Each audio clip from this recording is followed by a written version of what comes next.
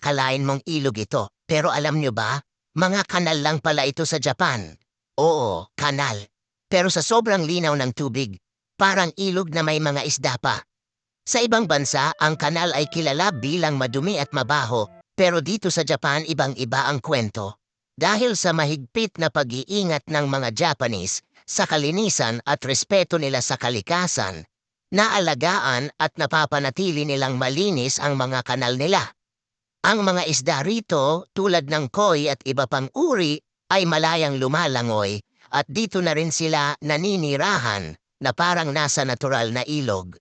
Isipin nyo, ganito kaganda ang kalikasan kung magtutulungan ang lahat sa pag-aalaga ng kapaligiran. Hindi lang ito maganda sa mata, maganda rin sa mga susunod na henerasyon. Sana ganito rin ang mga kanal sa Pilipinas, hindi ba? Wala na! Wala na!